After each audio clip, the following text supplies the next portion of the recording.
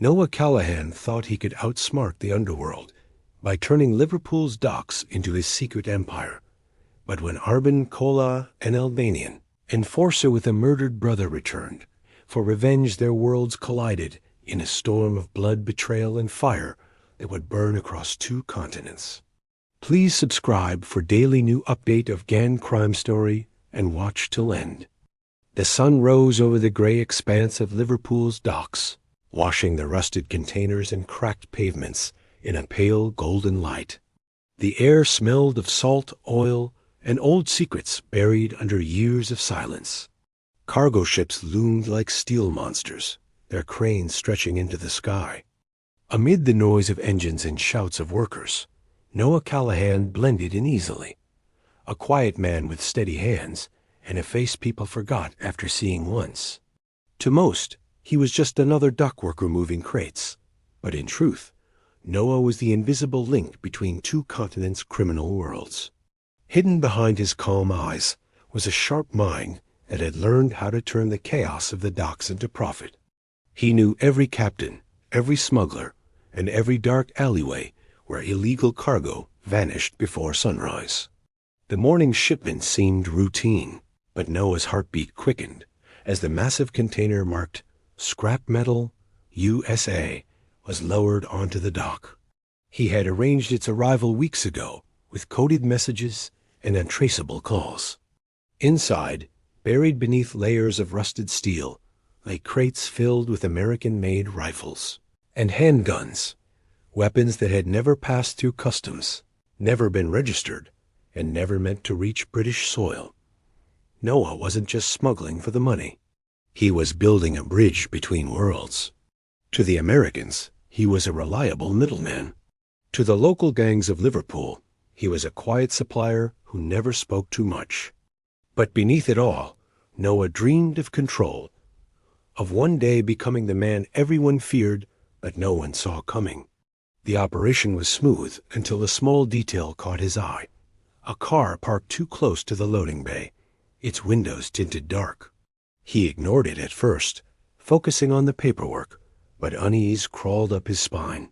He knew that in his world, nothing stayed hidden forever. The docks were full of ghosts and grudges. There were people who remembered debts, betrayals, and blood. Still, Noah convinced himself it was paranoia and carried on. That night, after the last ship departed, Noah walked along the pier. The city lights flickered across the water, and seagulls screamed in the wind. He checked his phone, a message from an American contact, confirming the next shipment. Another message followed, but this one was unknown. It read only one sentence: "You move their guns, you move their ghosts." Noah stared at it for a long time before deleting it. Somewhere deep inside, he knew this meant someone was watching him, someone who knew too much. Across the city, in a dim apartment overlooking the river, a man studied a photo of Noah pinned to a wall filled with names and faces. The man's expression was cold, his scar running down the side of his cheek like a warning carved into flesh. His name was Arben Kola, and he had waited 5 long years for the face in that photo. To him, Noah Callahan wasn't a dockworker or a smuggler. He was the start of unfinished business, and Liverpool as docks were about to become a graveyard for everyone involved. Arben Kola returned to Liverpool with the kind of silence that made men uneasy. He didn't need to announce himself. His presence spoke louder than words ever could. The city had changed since he left, new gangs, new faces, but the same smell of money and blood around the docks. For most, Liverpool's port was a place of trade. For Arben, it was the graveyard where his brother's body was found, floating near Pier 3 with a bullet in his chest. 5 years had passed, yet the memory burned brighter than ever. The Americans had orchestrated that deal gone wrong, and now they were back shipping weapons through the same docks. It was no coincidence. Fate had brought Arben home, and this time he wasn't looking for peace. He wanted to make sure every man connected to that deal paid for what they did, starting with whoever was handling the shipments. He spent his first nights walking the dark streets near the waterfront, talking to old contacts, buying silence with money, and loyalty with fear. Piece by piece, he rebuilt his network. Former dock thieves, ex-bouncers, street hustlers men who had nothing to lose but everything to gain. Arben gave them purpose, and in return, they gave him information.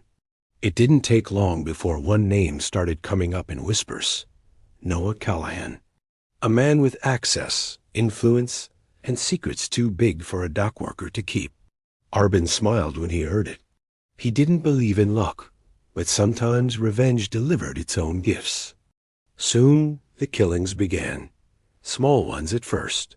A warehouse guard found shot behind a container. A dock clerk who disappeared after a night shift. A smuggler beaten so badly his own crew couldn't recognize him. Each death sent a message someone was hunting the men connected to the American shipments. Panic spread among the lower ranks of the underworld. The police picked up fragments of information, but nothing concrete. They thought it was a turf war. They didn't know it was something older, deeper, and far more personal. Noah heard about the deaths from a friend in the Port Authority. He brushed it off at first, telling himself that violence was part of business. But then one morning, he arrived at the docks and found the words, "We remember," spray-painted across a container he had handled the week before. The paint was fresh. The color blood red. For the first time, he felt a real chill crawl through him. He started carrying a gun, kept his routes unpredictable, and avoided staying late. But paranoia has a way of eating through a man's calm. While Noah tried to protect his empire, Arben was tightening the noose. He had discovered something that made the hunt even sweeter. The same American gang behind his brother's death was still sending shipments, and Noah was their new link. Every crate of guns that arrived carried not just weapons, but memories of betrayal. To Arben, Noah wasn't just part of the smuggling ring. He was the face of everything that had taken his brother's life, and before this was over, he would watch Noah's world crumble the same way his had. Across the Atlantic, in a dim office hidden beneath the noise of New York City, Silas Crane sat behind a heavy oak desk surrounded by cigarette smoke and silence. He was a man whose name was spoken in shadows, a figure that controlled crime without ever showing his face. For years, Silas had built an empire of arms dealing, feeding wars and rebellions across continents while remaining invisible to the law. Liverpool was just another point on his global map, a perfect gateway for moving American guns into Europe. He had trusted Noah Callahan to manage that end of the business because Noah had a reputation, quiet, efficient, and loyal. But loyalty, Silas knew, was fragile when blood started spilling. The reports of dead men in Liverpool reached him fast, and his instincts told him that something far more dangerous than a street gang was moving beneath the surface. Silas didn't panic. He planned. He called in Reed Monroe, his personal fixer, a man known for turning chaos into order. Reed had once been a soldier before trading uniforms for money and secrets. He had seen enough blood to recognize when a business deal was about to become a war. Silas gave him one order: go to Liverpool, find the leak, and erase the problem quietly. Reed packed a small bag, boarded a flight, and by the time he landed in the UK, he already had a list of names Noah Callahan at the top. Liverpool greeted him with cold rain and darker rumors. He moved carefully, watching the docks from a distance, studying the rhythm of the operations. It didn't take long for him to see that Noah was under pressure. The workers treated him differently, with a mix of fear and distrust. Reed followed him for 3 days before making contact, posing as an investor interested in shipping opportunities. Noah's guarded behavior told him everything he needed to know. Someone was squeezing him from the shadows, and he was cracking. While Reed investigated, Arben Kola made his move. His men hijacked a convoy carrying part of Silas's second shipment, killing 2 Americans in the process. The stolen guns vanished into the underground markets within hours. The message was clear. Someone was dismantling Silas's network piece by piece. When Reed found out, he reported to Silas immediately, but the old man's voice was calm over the phone. "Handle it," he said simply, knowing Reed understood what that meant. Reed confronted Noah that same night in a hidden bar near the Mersey River. He didn't need to threaten him. The fear in Noah's eyes said it all. Noah confessed that an Albanian crew was after him, led by a man named Arben Kola. He swore he had nothing to do with the killings, but Reed knew that wasn't enough. Once blood entered the business, it never stopped flowing. As they spoke, Reed realized this wasn't just about smuggling anymore. The Albanians weren't fighting for money. They were fighting for vengeance. And vengeance had no rules. By the end of the week, Liverpool's docks were crawling with tension. The Americans wanted revenge for their dead men. The Albanians wanted justice for their fallen brother. And caught in the middle stood Noah Callahan, one man, trying to survive a storm he had unknowingly created. Reed didn't trust him, but he needed him alive. The war had already started, and Noah was the only one who knew where it would end. The city's air grew heavier with each passing night.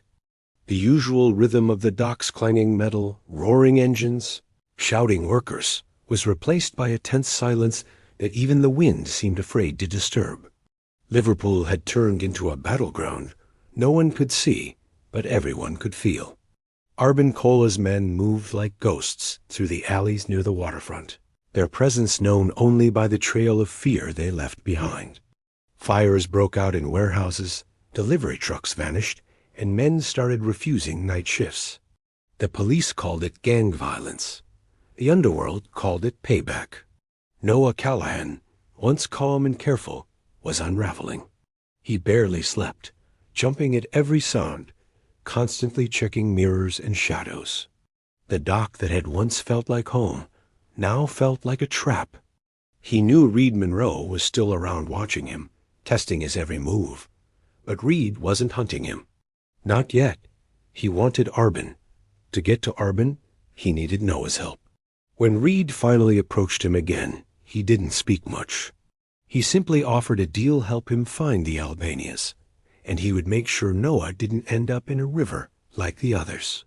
Noah didn't trust him, but fear has a way of making bargains.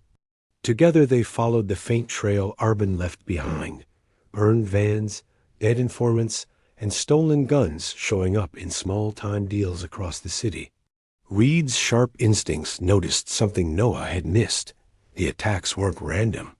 They were methodical, targeting anyone linked to the original shipment. Arben wasn't trying to take over.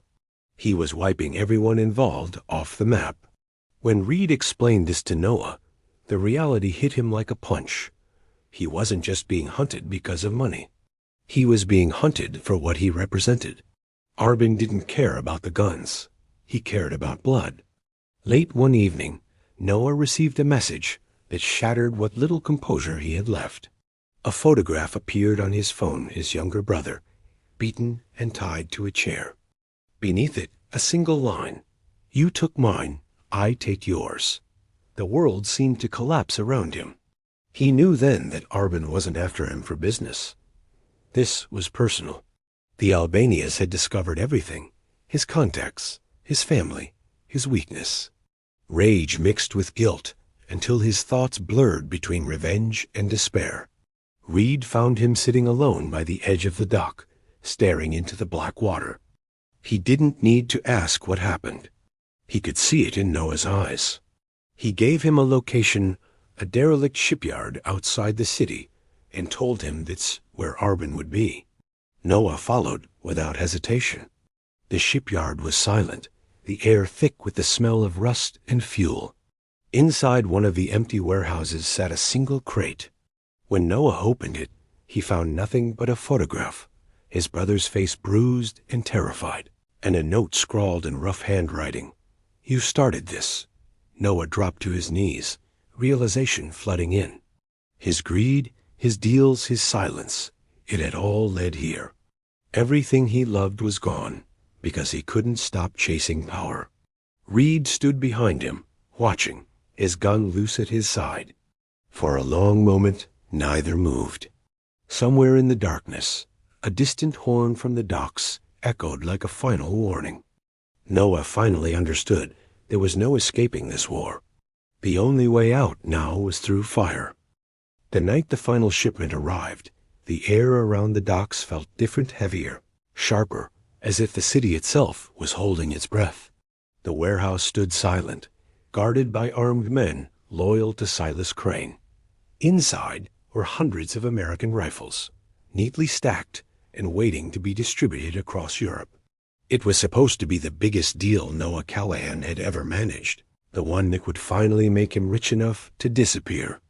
But there was no excitement left in him anymore.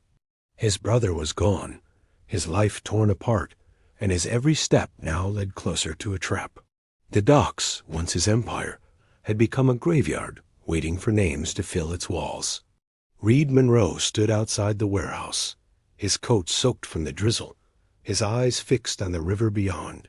He had done his job for years: erase problems, silence witnesses, clean messes. But this was different. This wasn't a business conflict anymore. It was a war built on ghosts. Arben Kola's revenge had spread through the city like poison, and tonight both sides were ready to end it. Reed knew the Albanians would come. He had men stationed across the perimeter, snipers on the rooftops, and escape routes planned. Yet, deep down, he also knew control was an illusion. Revenge didn't follow plans. It followed pain. Just before midnight, the sound of engines broke the stillness. 3 black vans appeared at the edge of the docks, their headlights cutting through the fog. The moment the vehicles stopped, the air exploded with gunfire. Bullets ripped through metal containers as Arben's men stormed in from every direction, shouting orders in their language, firing without hesitation. Reed's guards fired back, sparks lighting up the dark sky. Within minutes, the peaceful dock turned into a battlefield. Explosions shook the ground, and smoke rose high above the river. Arben moved through the chaos like a shadow, his face hidden under a hood, his steps steady despite the gunfire around him. He wasn't there for money or power. He was there for Noah. Each bullet, each scream, each body that fell, it was all for the brother he had lost years ago. When he finally reached the main warehouse, he kicked the door open and stepped into a haze of smoke and flashing lights. Inside, Reed was reloading behind a stack of crates, shouting orders, while Noah stood frozen in the middle of the room, his hands trembling as he held a single grenade. Noah's eyes were hollow, filled with guilt and exhaustion. He saw Arben across the room, and for a brief second, both men locked eyes, 2 lives ruined by the same fire of greed and vengeance. Then everything slowed. Reed turned, raising his gun, but before he could fire, Noah pulled the pin. The explosion tore through the building, shaking the docks like thunder. The force threw steel, wood, and bodies across the water. Flames consumed everything, painting the night sky in orange and red. By morning, the warehouse was nothing but charred rubble. The police found fragments of weapons melted into the ground, but no trace of Noah, Reed, or Arben. Some said all 3 died in the blast, buried under the ashes of their own choices. Others whispered that one of them survived, limping away into the fog, but no one really knew.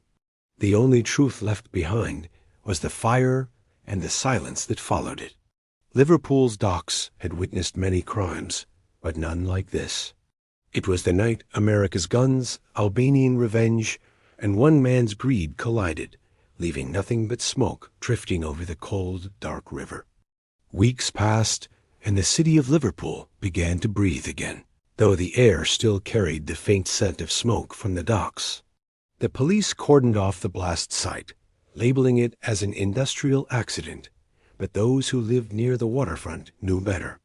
They spoke in hushed tones about the fire that burned too hot, too perfectly, and the night when gunshots echoed louder than thunder. The newspapers wrote about corruption, smuggling, and foreign gangs, yet no one dared print names. The officials wanted the story buried. The city wanted to forget. But the docks never forgot. Every crash of a wave against the pier sounded like a memory trying to crawl back to the surface. The Americans disappeared almost overnight.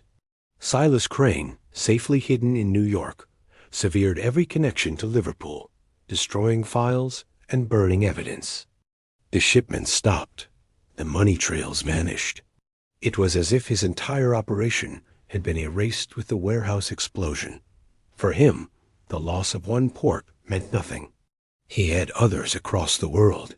But even from afar, he couldn't escape the thought that something unfinished remained there, that perhaps one of his men had survived and might come looking for him someday.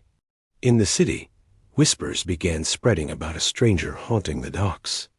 Late at night, fishermen claimed to see a man walking along the waterfront, his face half hidden by a hood, his gait uneven, as if dragging an old injury. Some said he came every night, tossing rusted weapons into the river, one by one. Others swore he stood for hours, staring at the water where the warehouse once stood, as if waiting for something to rise from below. No one ever got close enough to see his face clearly. Some thought it was Noah Callahan, somehow alive, burned but breathing, haunted by what he'd done. Others believed it was Arben Kola, the man who had crossed an ocean for revenge and couldn't let go even after winning it. Reed Monroe's name was never mentioned again.